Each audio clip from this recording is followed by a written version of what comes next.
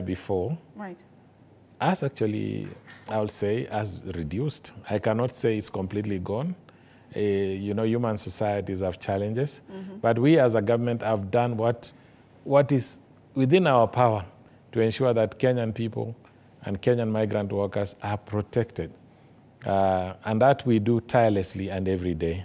And that is assurance from the Principal Secretary for the State Department of course, Labor and Skill Development, which is an important thing for a lot of Kenyans to know. And other things that Kenyans should be knowing, especially on upskilling and reskilling, is that the government aims, you know, to have one Tvet in every ward. Of course, the Kenyan workforce of about 24 million people can get more skills on this. Of course, there is still a high disconnect between field requirements and training that is given in a lot of these Tvets. And the government, of course, aims to export about 1 million laborers, which is one of the promises that the president made when he was coming into power.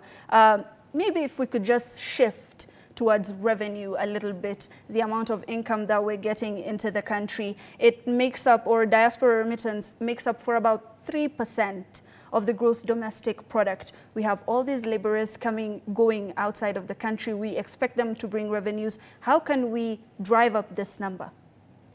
Yes, that's a very important question, because, you know, diaspora remittances have overtaken coffee, tea, tourism. Right. These have been the traditional foreign exchange earners for Kenya. And this is why we think, and now that we have the best workforce in the world, the Kenyan workers are the best anywhere in this world.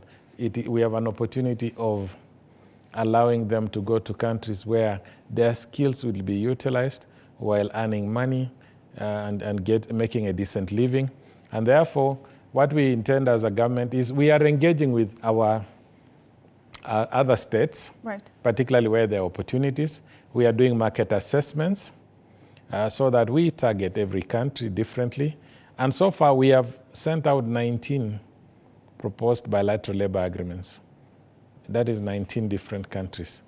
And therefore, it depends with where we are targeting. The Middle East, which is our traditional market, the GCC countries, now what they're doing is they're diversifying their economies. Right. They're looking into the future.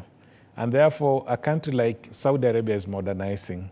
They are doing great things there, and we want them to take our skilled labor instead of domestic labor. We want them to take hospitality people. Right. You look at other countries in Western Europe, they need nurses. In the US needs nurses. When you look at those figures that you quoted, right, the US tops, the UK follows. Then Saudi Arabia is number 3. In fact, it's about to overtake the UK. Fantastic. So then, meaning, if we continue engaging with them and allow our people to go and work there, we'll get more money. They just allowed us to take some nurses. People applied, but not very many. Out of the 29 whom we identified, they took 28. Right. And they told us, you're very good people. Fantastic. Yes. Bwana PS, as we conclude this conversation, unfortunately, as scintillating as this conversation is, we have to wrap up the bulletin. We have a few minutes left. If you could